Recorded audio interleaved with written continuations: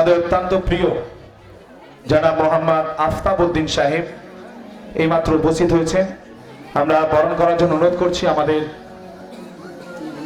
আল কোরআন ফাউন্ডেশনের সম্পাদক হাজী শাহনওয়াজ ইসলাম ভাইকে।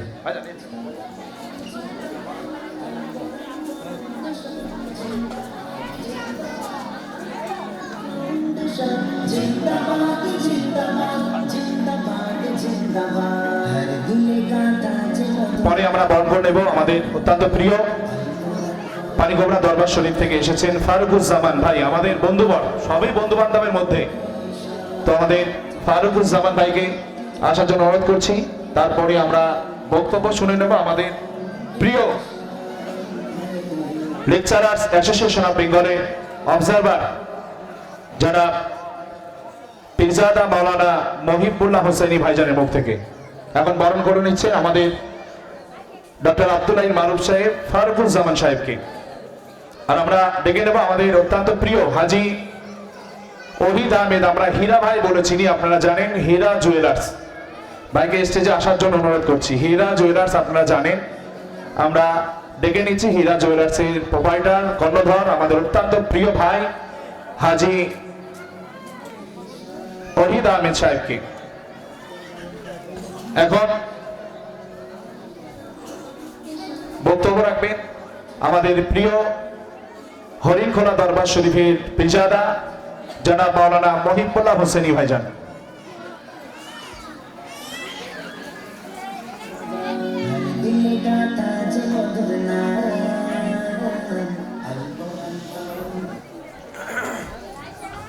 আসসালামু আলাইকুম ওয়া রাহমাতুল্লাহি ওয়া বারাকাতুহু। মঞ্চ উপবিষ্ট জনাব হযরত পীরজাদা তামিমউদ্দিন সিদ্দিকী আল কুরাইশি আমার বড় ভাইজান। মঞ্চ উপবিষ্ট আছেন সংখ্যালঘু কমিশনের সম্মানীয় যিনি চেয়ারম্যান, জনতার কণ্ঠ, কওমের খিদমতগার, দীর্ঘদিন ধরে যাকে দেখে এসেছি জনাব আহমদ হাসান ইমরান সাহেব সহ মঞ্চে আলোকিত করে আছেন অনেক উজ্জ্বল নক্ষত্র, যাদের পরিচয় দিতে গেলে আর বক্তব্য রাখার সময় হবে না, কারণ এত মানুষের পরিচয় দিতে অনেক সময় লাগবে। পরিচয় দিয়ে আমি ছোট করতে চাই না, তারা এক একজন সব আকাশের স্টার। আজকে আমার ভালো লাগছে যে মানুষটার ডাকে আমি উপস্থিত হতে পেরেছি, জনাব কারি জাভেদ আলী সাহেব, আমাদের লেকচারার্স অ্যাসোসিয়েশন অফ বেঙ্গলের তিনি একজন সম্মানীয় অ্যাডভাইজার। তিনি একজন শিল্পী মানুষ। শিল্পী মানুষ শুধু আমরা হয়তো জনাব শিল্পী ইমরান সাহেবকে বুঝি তা কিন্তু নয়।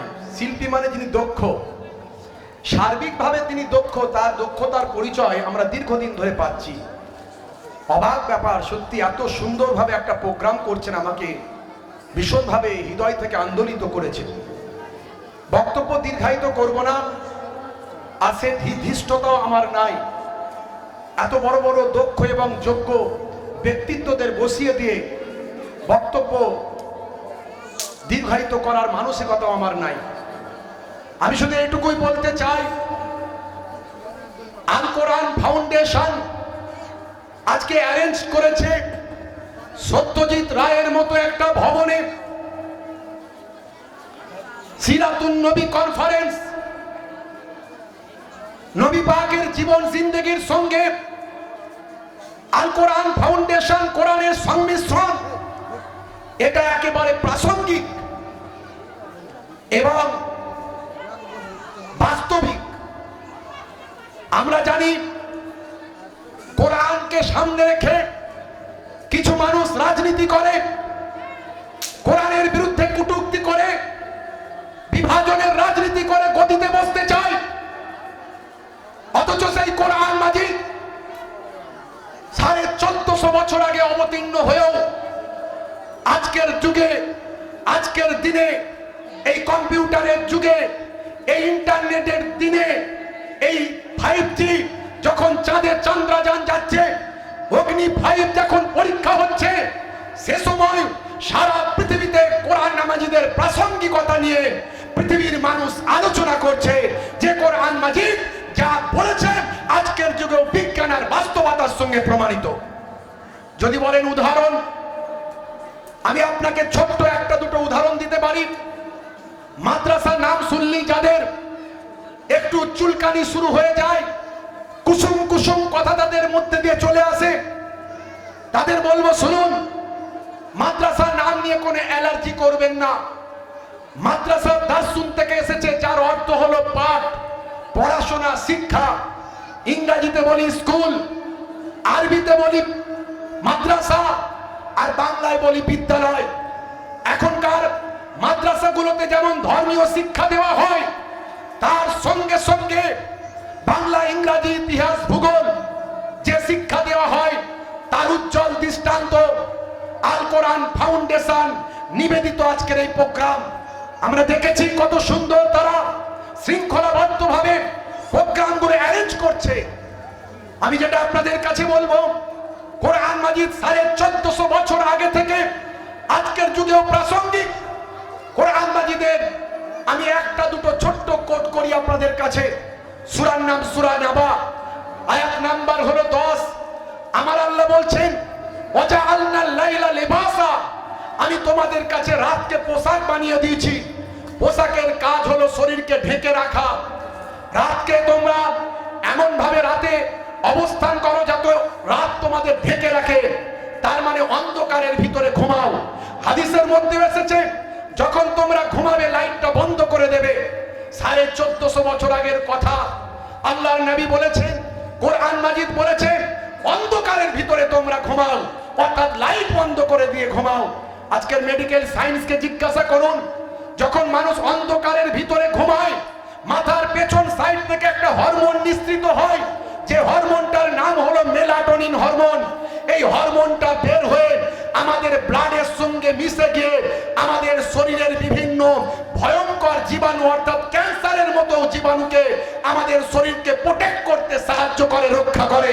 1450 বছর আগের কোরআন আজকের যুগেও বিজ্ঞান আর বাস্তবতায় প্রমাণিত। কোরআন মাজিদ শিক্ষার কথা বলে, শান্তির কথা বলে, সম্প্রীতির কথা বলে, ভ্রাতৃত্ববোধের কথা বলে।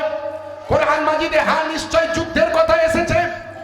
9 নম্বর সূরার 5 নম্বর আয়াত সূরা তাওবার কথা এসেছে। সেখানে চুক্তি ভঙ্গকারী যারা লড়াই করে, যারা অন্যায় ভাবে ন্যায়কে নষ্ট করতে চায়, যারা বিভাজন করতে চায়, তাদের বিরুদ্ধে লড়াইয়ের কথা বলা হয়েছে।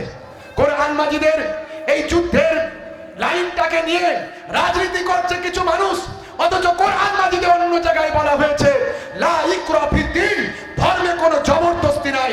কোরআন মাজিদের অন্য জায়গায় বলা হয়েছে লাকুম দীনুকুম ওয়ালিয়া দীন, তোমার ধর্ম তোমার কাছে, আমার ধর্ম আমার কাছে। কোরআন মাজিদের অন্য জায়গায় বলা হয়েছে বিধর্মী যারা আল্লাহকে মানে না, তাদের মারা তো দূরের কথা, তাদের গালিও দেবে না। অন্য জায়গায় কিতাবে বলা হয়েছে একজন নিরীহ মানুষকে হত্যা করা মানব জাতি হত্যা করার সমান, একজন নিরীহ মানুষকে রক্ষা করা মানব জাতি রক্ষা করার সমান। এই সমস্ত কথাগুলো বললে, ভালো ভালো কথাগুলো বললে হিন্দু আর মুসলমানের মধ্যে সম্প্রীতি তৈরি হবে, ভ্রাতৃত্ববোধ তৈরি হবে। তাই রাজনীতির কারবারিরা এসব কথা কোরআন থেকে উদ্ধৃতি দেবে না, তারা কোরআনকে বিকৃত করে মানুষের মাঝখানে বিভাজন করে থাকে। এর প্রতিবাদ আমি করি আজকের এই পাক মাহফিল থেকে। কোরআন মাজিদ পৃথিবীর শ্রেষ্ঠ ধর্মগ্রন্থ। আমরা কোরআন মাজিদ পড়ি, অন্য ধর্মগ্রন্থকে সম্মান করি, অন্য ধর্মের মহাপুরুষদের রেসপেক্ট করি, এটা আমাদের কোরআন মাজিদ শিখিয়েছে। সেই কোরআন মাজিদের যারা ছাত্র আছে, তাদের বাম্মা এখানে, তাদের বাম্মা যারা আছেন, তারা আপনারা সত্যি আজকে ধন্য, আজকে ধন্য, আজকে ধন্য যে আপনারা হাফেজের বাম্মা, আলেমের বাম্মা, আজকে আপনারা কোরআনের যারা বিশেষজ্ঞ তাদের বাম্মা। আল্লাহর দরবারেও সম্মান পাবেন, পৃথিবীতেও সম্মান পাবেন, এই আশা, এই ভরসা আমি আপনাদের প্রতি রাখি। আল্লাহ কবুল করবেন নিশ্চয়। ভাইরা আমার, আমার নবীর আদর্শকে মানুষের কাছে ছড়িয়ে দিতে হবে। কোরআনের যারা কোরআন পড়ছে তাদেরকে কোরআন পড়ে বুঝে পড়তে হবে, কোরআনের নির্দেশনা মানতে হবে, নবী পাকের আখলাক চরিত্রগুলো মানুষের কাছে ছড়িয়ে দিতে হবে। কোরআন শান্তি সম্প্রীতির কথা বলেছে, দেশ প্রেমের কথা বলেছে, মানবিকতার কথা বলেছে, এগুলো মানুষের কাছে পৌঁছে দিতে হবে। শুধু কোরআন পড়লেই হবে না, বাস্তবায়িত করতে হবে। হ্যাঁ, সংখ্যালঘু সমাজ এখনো অনেকটা পিছিয়ে আছে, তবে আলামিন মিশনের মতো মিশনগুলো, এরকম আন্নুর একাডেমির মতো মাদ্রাসাগুলো, তারা আজকে সংখ্যালঘু সমাজকে পথ দেখাচ্ছে। কারি জাবেদ আলী সাহেবের মতো মানুষগুলো পথ দেখাচ্ছে। আল ফারা মিশনের মতো মিশনগুলো পথ দেখাচ্ছে। আজকে আল কলম পত্রিকার মতো প্রত্যেক পত্রিকাগুলো সমাজকে পথ দেখাচ্ছে। সংখ্যালঘু সম্প্রদায়ের মানুষ আলহামদুলিল্লাহ আগের চেয়ে অনেক ডেভেলপ করেছে। আগামী দিন আরো ডেভেলপ করবে। আপনাদেরকে এগিয়ে আসতে হবে, প্রত্যেক গার্জেনকে এগিয়ে আসতে হবে এবং কোরআনের আদর্শ, নবী পাকের আদর্শ মানুষের কাছে ছড়িয়ে দিতে হবে। এই বক্তব্য রেখে আমি আমার ক্ষুদ্র বক্তব্য এখানে শেষ করি। আমা আলাইনা ইল্লাল বালাগ। আসসালামু আলাইকুম।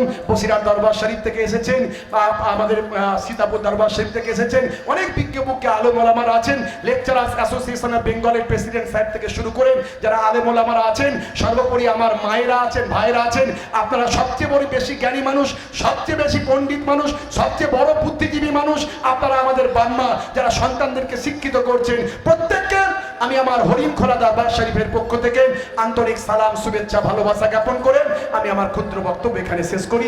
আসসালামু আলাইকুম ওয়া রাহমাতুল্লাহি ওয়া বারাকাতুহু। আলহামদুলিল্লাহ, খুবই সুন্দর বক্তব্য তিনি দিয়েছেন পীরজাদা মহিবুল্লাহ হোসাইনি ভাইজান। তিনি তাঁর গানগর্ব আলোচনা তিনি সুন্দরভাবে উপস্থাপন করেছেন।